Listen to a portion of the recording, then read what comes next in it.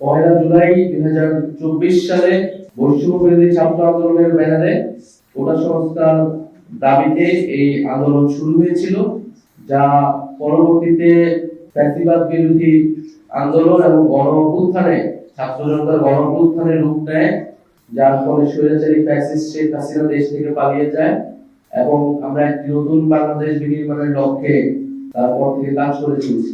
দেখতে দেখতে 1 বছর আসলে পার হয়ে গিয়েছে।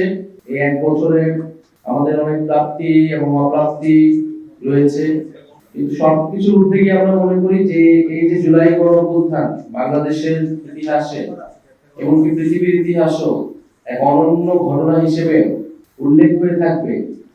হাজারো মানুষের জীবনদান, হাজারো হাজারো মানুষের অঙ্গহানি এবং এত রক্তপাত এবং আত্মত্যাগের মধ্য দিয়ে আমরা বাংলাদেশের ছাত্র জনতা একটি মুক্তি লাভ করেছিল এবং নতুন সম্ভাবনার জন্ম নিয়েছিল।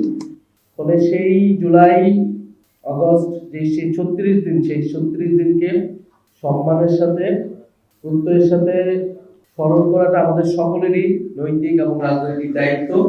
জাতীয় নাগরিক পার্টি এনসিপি জুলাই গণঅভ্যুত্থান থেকে গড়ে ওঠা দল হিসেবে তাদের উপর এই দায়িত্ব আরো অনেক বেশি বর্তায়। আমরা জুলাই গণঅভ্যুত্থান উপলক্ষে জাতীয় নাগরিক পার্টি যে কর্মসূচিগুলো কথা চিন্তা করেছি তার উল্লেখ করছি।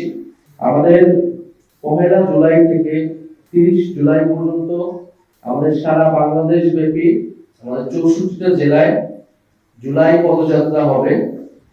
আমরা এই পদযাত্রার নাম দিয়েছি দেশ গড়তে জুলাই পদযাত্রা। আমরা 1 জুলাই শহীদ আবু সাঈদের কবর জিয়ারতের মাধ্যমে এই পদযাত্রাটি শুরু হবে। এটি ক্রমান্বয়ে বাংলাদেশের 64টি জেলা প্রদক্ষিণ করবে। আমরা 64টি জেলায় যাব, আমরা শহীদ পরিবারদের কাছে যাব, শহীদের কবর জিয়ারত করব, আহত যোদ্ধাদের সাথে কথা বলবো এবং অভ্যুত্থানকারী এবং বাংলাদেশের সাধারণ ছাত্র জনতা যারা রয়েছেন তাদের সাথে কথা বলবো। তাদের যে আকাঙ্ক্ষা ছিল জুলাই নিয়ে, সেই আকাঙ্ক্ষার কথা আমরা শুনবো। ফলে মানুষের কাছে যেতে এবং জুলাইকে মানুষের কাছে গিয়ে সাধারণ মানুষের সাথে মিলে স্মরণ করতেই এই কর্মসূচিটি। আমি আবারও বলছি, আমরা 1 জুলাই থেকে 30 জুলাই পর্যন্ত জাতীয় নাগরিক পার্টি এবং আমাদের অভ্যুত্থানের যে নেতৃবৃন্দ সকলেই একসাথে এই পদযাত্রাটি শুরু করবে এবং সারা দেশ প্রদক্ষিণ করে ঢাকায় ফিরবে। তবে আমরা এই জুলাই গণঅভ্যুত্থানের পরে যে আকাঙ্ক্ষা নিয়ে আমরা বলেছিলাম নতুন বাংলাদেশ, বাংলাদেশ 2.0, আমরা মনে করি সেই বাংলাদেশ বিনির্মাণের কাজ, রাষ্ট্র পুনর্গঠনের কাজটি এখনো চলমান। ফলে সেই দেশ গড়ার লক্ষ্যে দেশ গড়তে জুলাই পদযাত্রা, এটি আমাদের ট্যাগলাইন।